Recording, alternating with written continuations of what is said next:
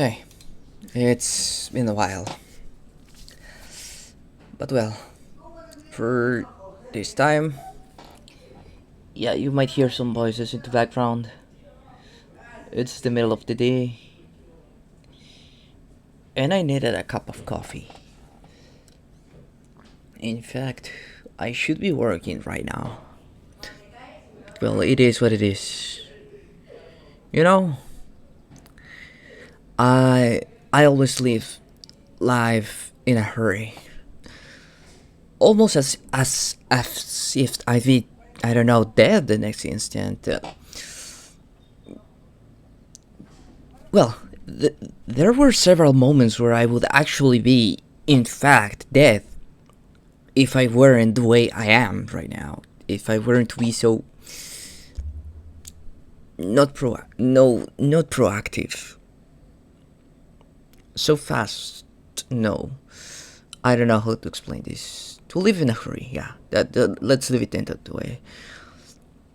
Um, but I wonder. I really, I really wonder what the me of 6 years ago would think of the me who's a man of God.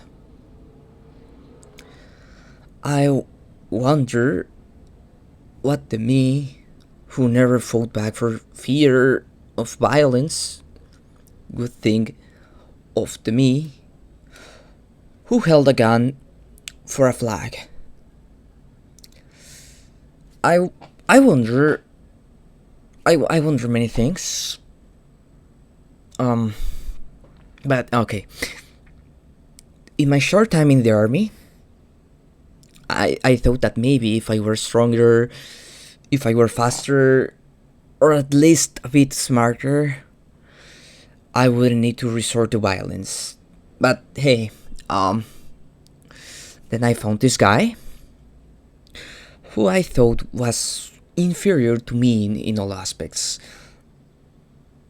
Uh, and well, he did things that I thought impossible for me for a very, very, very simple reason.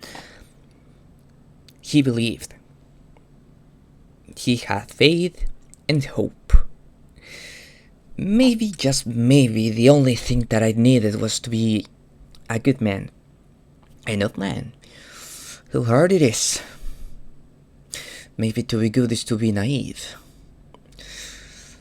If all I need for a world without violence is to believe, then I will. And so, well, I stood up once more and blessed the ones who support me and the ones who cursed me as well. And it felt good to begin with. I felt the beauty of the world once more, looking for this greatness in, how do I explain this? Uh, do you know the typical idea of like looking the beauty in these really small things? Well, they are not small at all. You're just looking for the details. Those small, beautiful details. It's basically that. And hell, life is a journey. I saw it all gray again very, very soon. My stream of thoughts was like a stagnant water once again. Um, I don't know how to explain it. It's like I get tired. Everything gets boring. Is this depression? I don't think so. I don't know. I don't know. For no particular reason, really.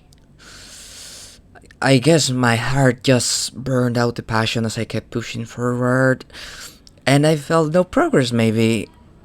So I think again. Okay, let's redo things. So I went back to beginning. That's when I remember the U-Ones bench. I don't even remember how to pronounce that freaking word. But well, the U-Ones bench did this Superman. Yeah. Uh, the idea of something greater. That's what I was trying to get. So I read it. I read it. I read it again, again, and again. Because, well, what I was reading was very different from what I remembered in the past. From the first time that I read it, from when I was younger, I don't know. So, the camel, the lion, and the child. Isn't that like the same line of progress of any righteous man? I mean, the mainstream media stops this concept at the lion. That's it. Showing it with greatness and power, almost like a demigod. But what about the child? What about all the rest of the progress? This is how I see it: the obedient child, the rebellious adolescent, and the wise man. Sounds simple, even disappointing, compared to the mainstream idea of the Übermensch or superhuman. This sounds less or more maybe for the one who appreciates the depth of the wise man, the natural evolution. Now, Nietzsche presented the Übermensch as still yet to come. How come? He, knowing about emperors, masters of arts, and scientists who lived in his own time and even before him, would say such a thing? Well, they believed in something greater than themselves. And I must understand that better now. As a man of God, does it mean that I need to leave my master? I am not a Christian who believes in life after death, but in the idea of selling your cloak to buy a sword, of turning the other cheek, of forgiving the enemy, and not fighting out of hate. I believe in the man who wrote the words of God. Those books are so full of knowledge that even if you strip them fully of this divine authority, they are timeless, precise, with a really strong message. Like in Matthew chapter 18, verse 6. But whose shall cause one of these little ones who believe in me to fall? It were better for him that a milestone were hung out of his neck, and that he were drowned in the depths of the sea. So, everything about that line is perfect. And I'll tell you why. At least in my eyes, well. As I grew up quickly, I never felt like I had the chance to experience a childhood. So I made my skin and heart thicker. And I always feel like I can rebuild myself out of the debris scattered around the ground of failure. Almost like that's my natural state, my home, let's say. But if there's something that I fear, that I truly fear, it is to pull others down with me. I see the example in this verse as a literal example. Why? Or how? Well,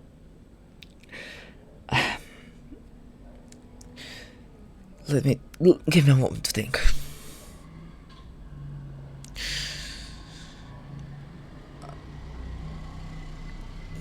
This is it is not a warning, basically. It's not trying to guide you with fear. I read it as a testimony of someone who once made an innocent fall and now believes this is a merciful destiny for his sin. I can't stop myself out of fear. But I also can't live carelessly. But I could maybe be both. The man whom God has guided, and the human who must one day walk by his own will. I also have got some clarity of mind remembering Borges. He's a Argentinian poet and writer. I really like him. He said in one of his last interviews, "Forget the old Borges. There are many other younger and better writers than me." He wasn't just being humble, but true to his purpose. Like, as if he was trying to say, I push others forward, my job is done. So, I don't try to be a man like him, but to make this man proud. So, this is my resolve. I am a man who once doubted and felt foolish at times, yet stand and try. So here we are, brother. I don't seek to dominate, but to awaken others, to rise and chase your own will. So stand for your will. So stand for your own will, your hope, your faith, for everything that is beautiful in your eyes. And whether we face each other or to look at the same horizon, I will respect you because you stood, because you fought.